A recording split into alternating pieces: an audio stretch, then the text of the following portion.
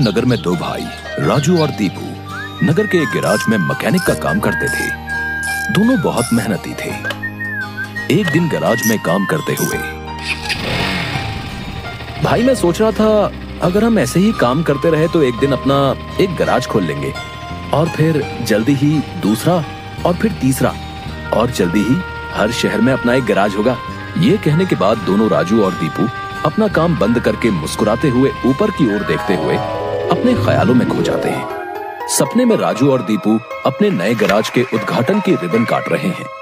तभी पीछे से उसकी पीठ पर कोई धक्का देता है और दोनों घबरा के सपने से बाहर आते हैं। राजू के बगल में उसकी गैराज का मालिक, ग्रे शर्ट, काले पैंट, सिमटे हुए बाल और आंखों पे चश्मा। तुम दोनों से एक काम सही से नहीं होता।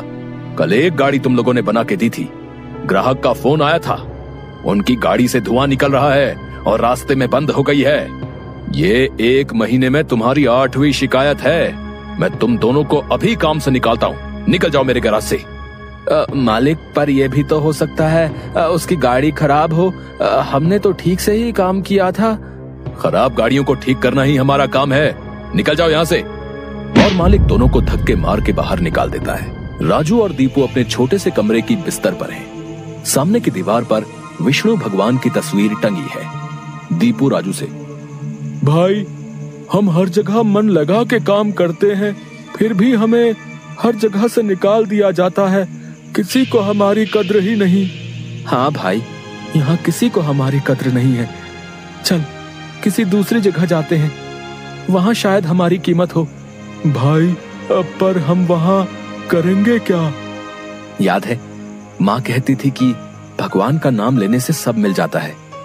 हाँ चल सामान बांध, अब हम यही करेंगे। भगवान का नाम लेंगे और पैसे कमाएंगे। वो कैसे? अरे हम बाबा बन के लोगों को ज्ञान देंगे और उनसे पैसे लेंगे। वो तो ठीक है, पर हम लोगों को क्या ज्ञान देंगे? अरे वही जो माँ हमें देती थी। तू ज्यादा सवाल मत कर, सामान बांध।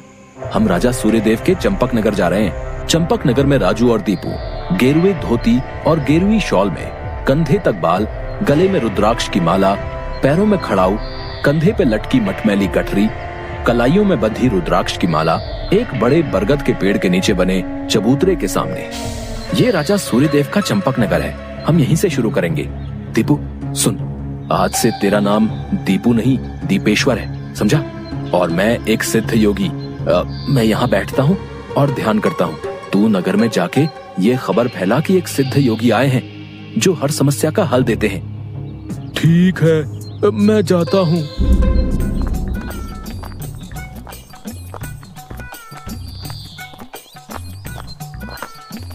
भाई हमारे सिद्ध बाबा जी के लिए कुछ दान दो।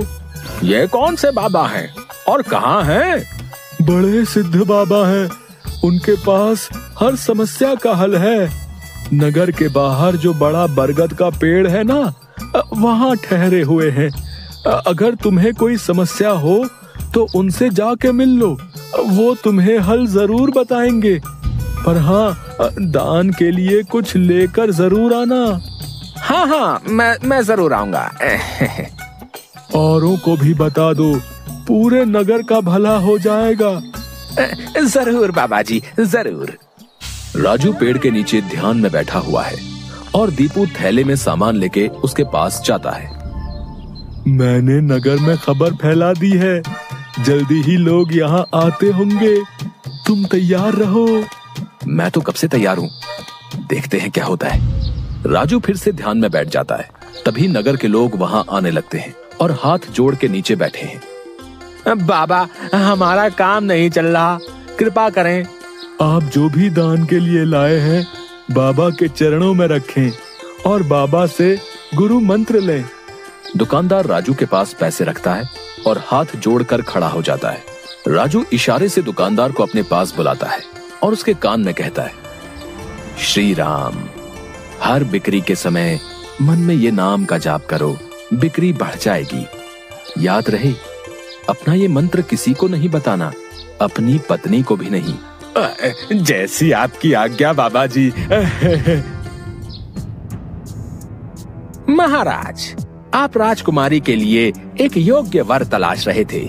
हमारे गांव में एक सिद्ध योगी आए हैं जो तेजवान हैं और राजकुमारी के लिए एकदम श्रेष्ठ हैं। गुरुदेव, मुझे आपके चयन पर पूरा विश्वास है। अगर आपने चुना है तो वो राजकुमारी के लिए अवश्य ही उत्तम होगा। सोने, जवाहरात और अनेक उपहार लाओ। हम अभी उन महान योगी के पास जाएंगे और उनसे राजकुमारी से विवाह करने का आग्रह करेंगे। हे तपस्वी, मैंने आपके बारे में जो सुना था, आप उतने ही तेजस्वी हैं। मेरा आग्रह स्वीकार करें। राजू ध्यान से आंख खोलकर राजा को देखते हुए, जी महाराज, कहिए क्या परेशानी है आपको? मेरी इच्छा है कि आप मेरी पुत्री से विवाह करें और ये उपहार स्वीकार करें। राजू काफी देर तक उपहार में लाए सोने, चांदी और अनेक वस्त्र और उपहारों को देखता है, फिर राजा की ओर मुड़ता है। महाराज, मैं तो एक सन्यासी हूँ, मुझे इन सब से क्या लेना? मुझे क्षमा करें, मैं आपकी बात नहीं मान सकता। दीपू चौंकते हुए राजू को देखता है। मैंने जो सुना था, आप उससे भी महान हैं। मुझे क्षमा करें यदि मैंने आपका अनादर किया हो। आप जब तक यहाँ हैं, मैं कोशिश करूंगा आपको कोई दिक्कत ना हो। और राजा सूर्यदेव को प्रणाम करके वापस चले जाते हैं। अरे राजू, ये क्या कर दिया तुमने? इतना अच्छा मौका हाथ से जाने दिया। अरे राज करते हम लोग। राज, तुम्हें ये क्या हो गया है? मैं यही सोच रहा था, लेकिन फिर मैंने सोचा कि इतने दिनों से ईश्वर का नाम लेते लेते इतना तो समझ आ गया है कि ईश्वर के नाम अमृत में ऐसा क्या है जो मीरा सारा राजसी ठाट छोड़कर वैरागन बन गई। क्यों प्रहलाद ने अपने पिता की इतनी यातनाएं सही? मुझे भी राम नाम का धन मिल गया है जिसके आगे इस दुनिया का सारा धन फीका है। मुझे ये सब नहीं पता। हम यहाँ पैसे कमाने आए थे, ना कि साधु बनने। मैं चला, मैं अकेले ही सब संभाल लूंगा। तुम्हें जो ठीक लगे करो, पर अगर किसी मुसीबत में फंस जाओ, पूरी श्रद्धा से ईश्वर का नाम लेना, तुम्हारी मुसीबत दूर हो जाएगी। तुम्हारा दिमाग खराब हो गया है? इतनी आसानी से मुसीबत दूर होती तो सभी खुश होते। राजू बस उसे देखकर मुस्कुराता है और ध्यान में बैठ जाता है। दीपू अपनी पोटली उठा के गांव में चल देता है। क्यों भाई, कैसा चल रहा है?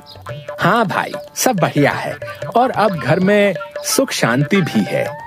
ये भी बेवकूफ बन गया। राजू